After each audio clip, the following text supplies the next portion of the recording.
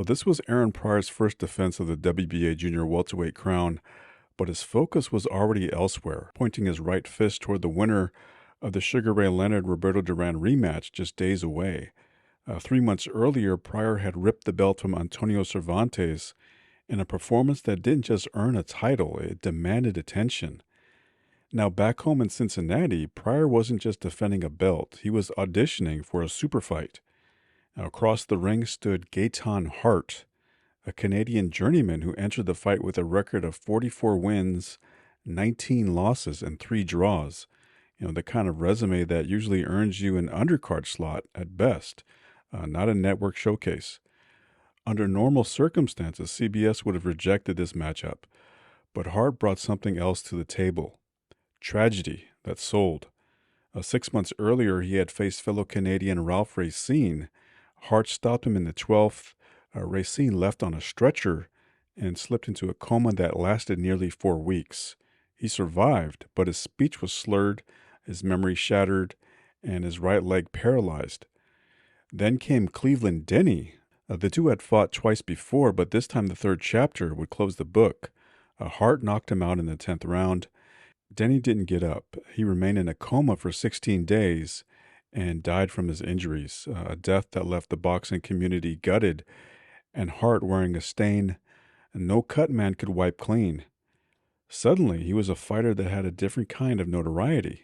One reporter accused Hart's trainer, Ralph Citro, of using excessive tape in the gloves, turning his hands into hammers. Citro, a hard-nosed veteran from New Jersey, pushed back.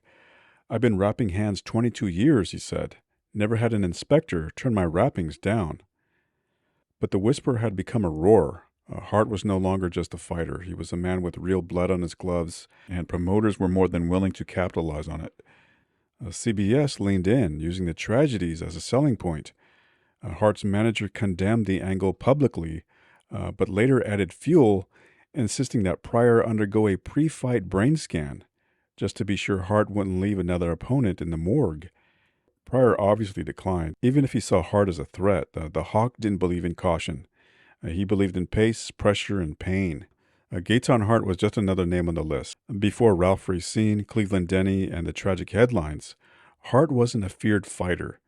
He was a pipefitter's son from Buckingham, Quebec, a small town 125 miles from Montreal, just a kid throwing punches in his family garage. He turned pro the way a lot of tough kids do, too early, too raw, too alone. He won just 19 of his first 35 fights. He was the guy they called when the real opponent backed out, getting accustomed to taking beatings. By 1976, it looked like the story had ended. His nose was broken. His then manager cheated him out of a purse. So Hart stepped away, worked as a carpenter for a year. The bruises faded, but the itch didn't. In 1977, he returned. No press, no cameras. Just a garage fighter clocking back in. This time, something clicked. He changed trainers and found one who could tighten the screws. The jab sharpened, the gas tank deepened, the meanness got focused. He earned a rematch with Cleveland Denny and won the Canadian lightweight title. He rattled off 8 straight wins heading into the Pryor fight. On paper, he was streaking, but no one called him a contender. The victories didn't erase the past. Hart's story wasn't being sold as a comeback. He was being sold as a killer. CBS couldn't market a fighter with 19 losses, but a man who left 2 opponents on stretchers, one buried, one broken, that they could sell. How do you feel right now mentally going into this important fight in light of those things that have occurred? But now I'm very ready for this fight. Long time I forget that thing what happened with Racine and Cleveland didn't, and I want to go all the way through, and I want to get that world title. Is it possible that Aaron Pryor would want to use some psychological warfare, perhaps psych you out and make you remember that kind of a thing? Could be. I don't mind. I'm ready for that, and I got experience. And I know could he's going to try to do some trick like that, but no, I'm prepared for that, and I don't want to hear nothing about that no more. And concentration is very good, and I'm ready for Pryor. No, I'm not looking past Gaetan. I'm looking right at him. I feel that Gaetan is a boxer, and I'm a counterpuncher. That means I can do both. And Gaetan's going to have to come take what I've took, and I don't think he has enough tools to take it. We are going to see a different Aaron Pryor in the ring. As far as your style is concerned than what we've seen in the past. Would you say that? Right. You've seen a frustrated Aaron Pryor. Today you're going to see a fantastic Aaron Pryor for his ability to box and to counter punch. And Gaetan, I don't think that if I had the pressure that I'm going to put on him. So in other words, we won't be seeing the relentless, aggressive Aaron Pryor. You're going to be more of the counterpuncher. Why is it important for you to establish that style? Because I want to show the world that I have ability to box, to move, than to just come in and bang. Here's the tail of the tape. The more experienced Gaetan Hart against the champion Aaron Pryor, a 2-year age difference. They are about the same size. Hart holding a little bit of a height and reach advantage. They weighed in today, Hart at 138.25 pounds. Gaetan Hart and the champion Aaron Pryor at 138.5. And we are ready to go with round number 1. The referee is Roberto Ramirez from Caguas, Puerto Rico. The judges are Guy Jutra from Montreal and Alan Daniele from San Juan, Puerto Rico. The challenger in red, the champion in white, Aaron Pryor, making his usual quick start here in this opening round.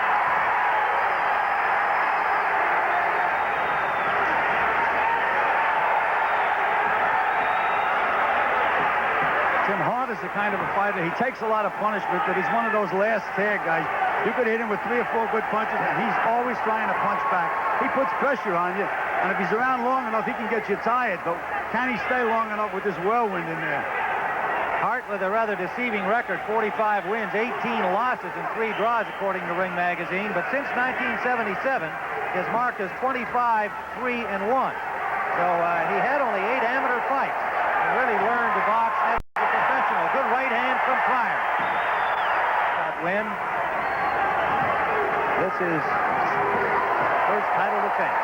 Pryor's doing a little showboating in there, Tim, side to side. He's doing something. It's not the Ali shuffle. I guess it's the Pryor shuffle. But I think he should stick to business. He's usually coming right at you. Here he's moving all around the ring, using the ring. He said he wanted to show that he was a complete fighter. How long he'll stay with this effort to show his ability, we'll see as the fight goes along. We're in the first round. Tim Bryan, Joe Clancy, and Dick Stockton live from the Riverfront Coliseum in Cincinnati.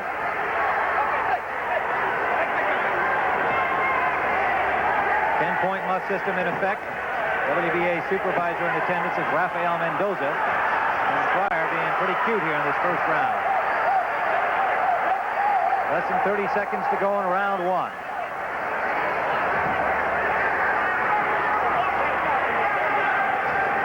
Well, this certainly is a new Aaron Pryor.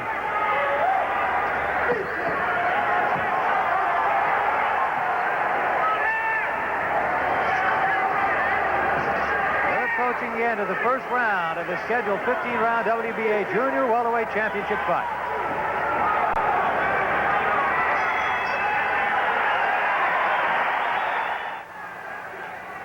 Looks like a great show next week on the Sports Spectacular with some of the top pilots from around the world and the continuing battle of the NFL cheerleaders. This is round 2. Gaetan Hart, the challenger, in the red trunks. The champion, Aaron Pryor, lands a left hook. To notice about Hart, anytime he gets hit, he's always moving his hand back. They may not be hard punches, but they can be annoying. He tries to fight back.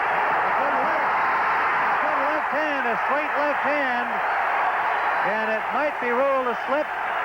No, they are ruling it a knockdown. Hart was up immediately, but they are giving him the count. He wasn't really hurt by it, but he was stunned. And Pryor on the attack. Pryor was talking to him while the referee was counting. Pryor, as usual, throwing punches from all angles. Right hand lead score. This is the second round.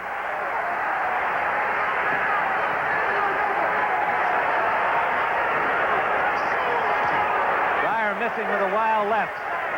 Hart getting himself organized. That wild left would have put Hart in the balcony if it would have landed.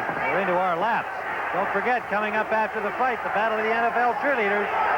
Washington leading in the NFC, Buffalo leading in the AFC.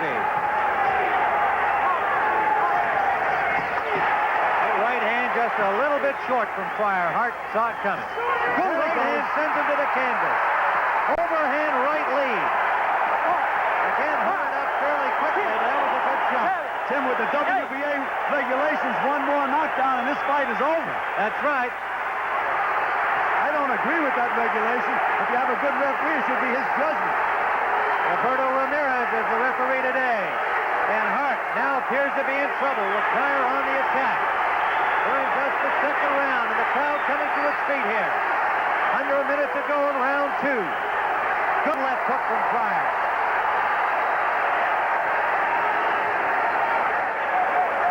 Right uppercut from Hart landed. There's that change of direction of Pryor's. And he landed the combination off it.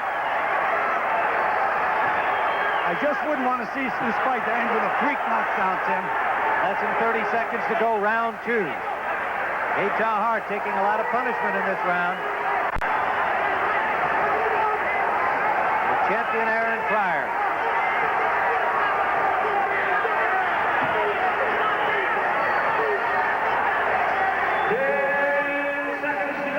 Final seconds of the second round. Pryor scored with the uppercut. We're back live with round 3. Remember, as Gil pointed out, the 3 knockdown rule in effect in a WBA championship fight. So Hart escaping that fate in round 2. Gaetan Hart, the challenger from Buckingham, Quebec, in here against the whirlwind, and Aaron Pryor landed the left hook. Good counter-punching by Hart out of that flurry, but now Pryor on the attack again, drives him to the rope. Throws them from every angle, Tim. You just don't know where they're coming from.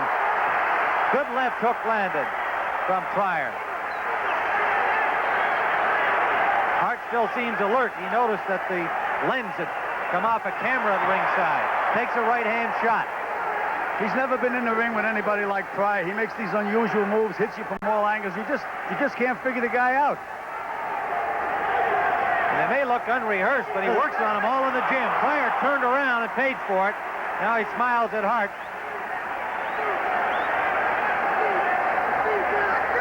Under a minute to go here in round 3.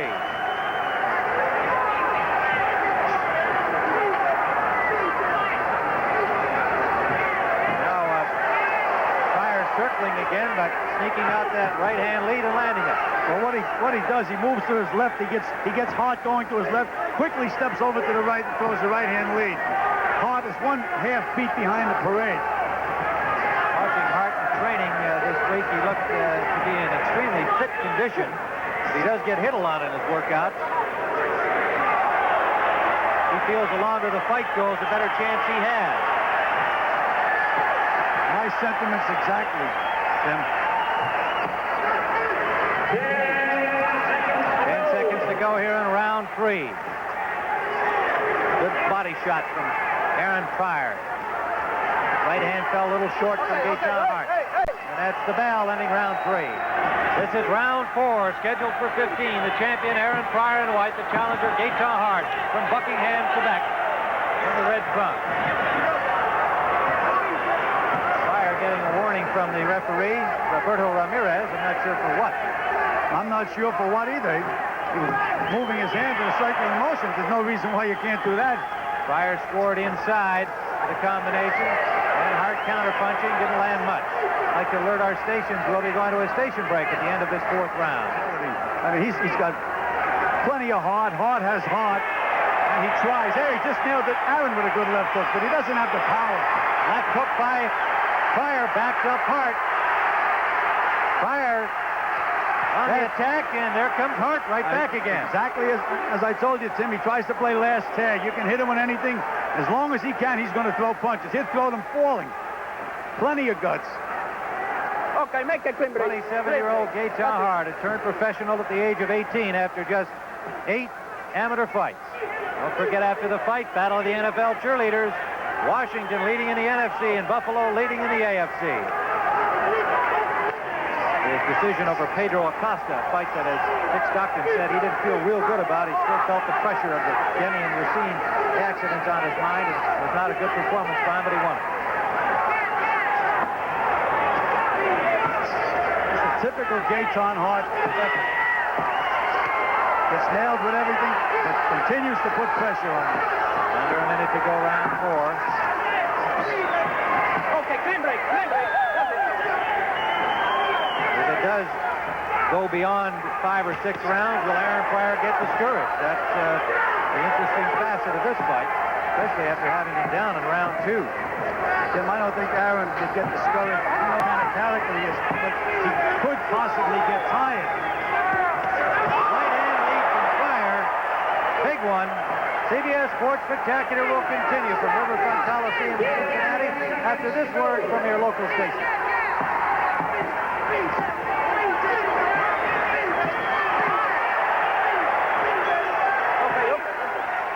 Number 5, Gaetan Hart, the challenger in red. Pryor came out with a throwing.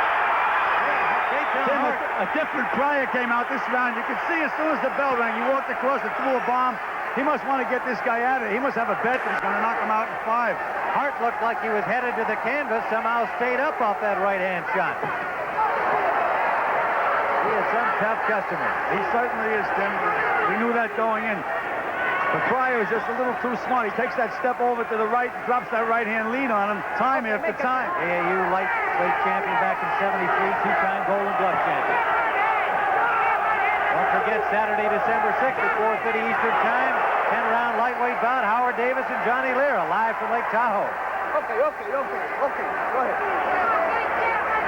Yeah, a little hot dog work here from Pryor, winding up that right hand. Hey. Never did land it. Hold on. Okay.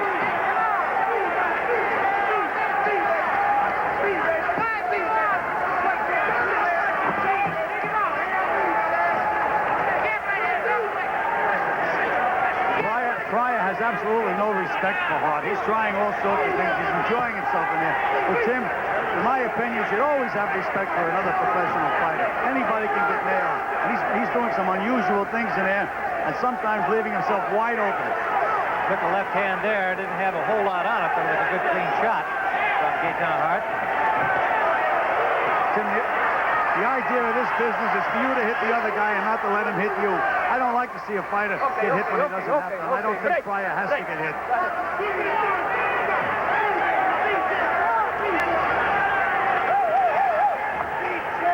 Gaetan Hart spoke to Ralph Racine on the telephone on Wednesday. They had a press conference here in Cincinnati.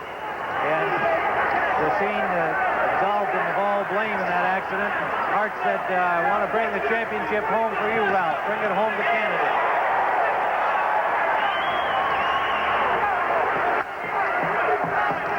Good flurry by Pryor. Didn't move Hart. Final seconds of the 5th round. Okay, clean break. Yes.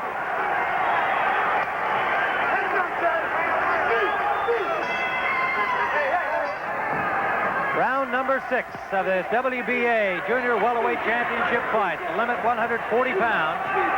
Gaetan Hart, the challenger in red. The champion Aaron Pryor in white. And he told Dick Stockton prior to this fight that he was going to knock out Hart within 6 rounds. And there's a right hand. And you said this shot.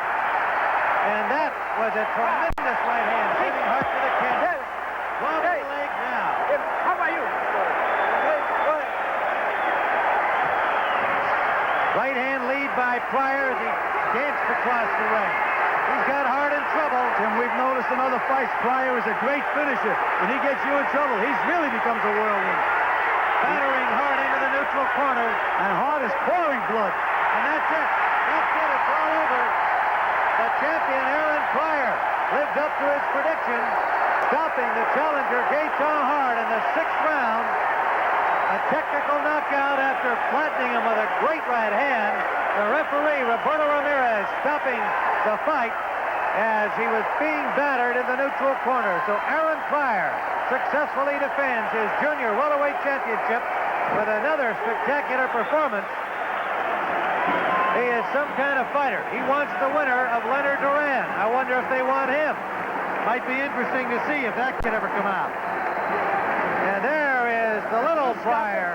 Yeah, that youngster never quite sure what's going on, but obviously he knows everybody's happy. Aaron Pryor Jr. in the ring, celebrating with his pop. Now we're going to see that knockdown blow again. Here they are. They're just moving around. Hart just threw a very, very wide right hand. It looks like Aaron's setting him up, and bang, catches him coming in. Good straight right hand from Pryor. Aaron Pryor told us that he was going to win this fight between rounds 1 and 6. Aaron, you predicted it within 6, and I'm sure that was in your mind, no? Yeah, but I was in shape to go 15 if that's what it took. I put a lot of pressure, but I had more pressure to put on at the end. I'm sorry I didn't have time to put it on for the fans, but I'm working. You threw everything at him but the kitchen sink. You had fancy footwork. You came at him from all angles. Were you surprised you didn't finish him out early? Well, you know, like I knew that he could take a good punch because I've seen him in previous fights, and I didn't want to get tired because I am human, but I fight like an animal. But I knew that if I hit him in those later rounds, if he kept taking those shots that he was taking, that I would catch him. And the last round, I just snooked that overhand right, took my time. My trainer told me to take my time. Panama Louis, Frankenstein, my manager, Buddy Ross, they all did a beautiful job, and it came. Here's the first knockdown. You can look at the monitor right there and describe it to us. Well, you know, like I was hitting with those body shots, those shots to the body, you know, because I knew now that was that overhand right that I threw. He walked right into it. That's when I settled down. Now, you saw me fighting a lot of movement those early rounds. And that last round, y'all never seen me came back so easy and threw that. It was the easiest punch in the whole fight. You know what? You had said before this fight that you wanted to, you know, do this for Ralph Racine. You got a phone call coming. You've talked about the fact that a lot of the fighters have not been wanting to go against you, you know, for the lightweight title. You want the winner of Leonard Duran. You're like the angry young man of boxing. You're undefeated, and you are that way in the ring, and you showed it through all those angles. But you're not that an angry guy, are you? Well, I'm not an angry person, but I'm an angry fighter because I think I should have been champ a year ago. They've been pushing me back. Now I fought my way to the top, and I want to continue fighting my way. That's why I'm challenging the winner between Sugar Ray Leonard and Roberto Duran, because I deserve a chance to be somebody. I am a champion, but I want to be a world champion of all weight divisions Let me that I can hold. All right, one other thing. If you cannot fight the winner of Leonard and Duran, who would you want to fight? I like to fight Mammy. Mammy because then I will unite the title. Then I will show everybody that I'm an undisputed champion, and that will make up for the winner between Roberto Duran and Sugar Ray Leonard if I didn't get the shot. If Mammy gives me the shot, and I'd be just as satisfied. But he won't give me the shot. But I think of the people enforce it because fighting is a business, and I'm in here to do my business. Would you ever decide to go down into the lightweight again and get a shot against Hilmer Kenty? Here's a guy that you've wanted to fight for a long time. Well, Kenty is having his problems on his own. He's a good fighter. And I think he likes to unite the title. I'd rather wait till they unite the lightweight title together. So if I decide to go down and take that, I take it as one title. Because that's what I'm trying to do, unite and fight the title or beat somebody special and win too. Let's take a look at the knockdown, the one that ended it. It came at 2:09, and this was your 19th consecutive. Tell us about it. Well, you know, like, okay, Gaetan was a good hard puncher. He threw a lot of punches. I think he one of the hardest punches out there. I never thought I would knock him out like that. I thought I had to put a series of punches to knock him out, like the referee stopped it in the last round. But that overhand right punch is what really put him out of his head. All right. I want Roberto Duran and Sugar Ray Leonard to wish him all the best wishes for the fight. All right. You made your first defense a successful one. That's very important the first time out after winning the title. Definitely. My shields are over with now. Now I can be Aaron Pryor. I told you I wasn't going to be a frustrated fight and come out and fight like I didn't have 15. I put it together. You all saw it. Now you know I'm Aaron Pryor. The trajectory of Hart's career is probably one you could have predicted. He returned to Canada, limited to fighting exclusively in Montreal, where he won more than he lost, mostly against local opposition, though. Then in 1983, he had one more shot. He crossed back into the U.S., stepping into the ring with a rising contender named Livingstone Bramble. Hart was outboxed, losing a decision that felt like the sport's final eviction notice. The clock kept ticking, and so did the losses, 3 more back-to-back, which led to his retirement in 1984. In 1990, he made a comeback. 1 fight, 1 loss. 2 years later, another return, another defeat, another retirement. But it was in 2000, at the age of 46, that Hart climbed through the ropes one last time. His opponent was a fighter with a 6-9 record. On paper, a bout that should have been safe. Instead, Hart was knocked out in 3 rounds. "I've missed the feeling I get from the crowd yelling," Hart said, explaining his repeated comebacks. "I want to be respected again. When you lose that part, you don't know what it means. I lost my respect and confidence. That's the worst thing that can happen to a human." Now, Hart rounded out his working years as a driver for a construction firm. the roar of the crowd replaced by the hum of a delivery van. Meanwhile, if you haven't seen the Aaron Pryor documentary, I will leave a link in the description box below. Thanks for watching.